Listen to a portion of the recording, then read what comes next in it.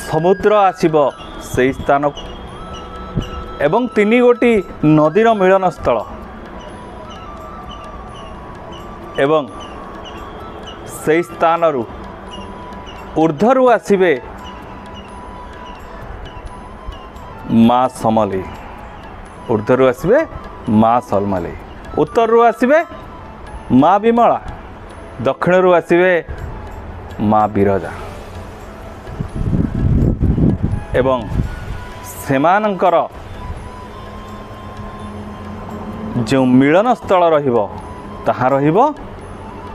ग्रहराज शनिंकर पीठ ग्रहराज शनिंकर पीठ जहाँकि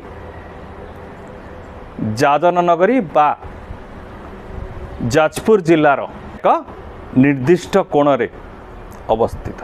ए जाजपुर जिलार निर्दिष्ट कोण रे अवस्थित होइतिबा ए गुप्त क्षेत्र रे एक विराट यज्ञर आयोजन करा जिवो। से विराट यज्ञ 7 दिवस धरी चलिबो एवं से 7 दिवस रे प्रकृत भक्त को चिन्हट करा जिवो एवं से भक्त मान हेबे कूल को विहन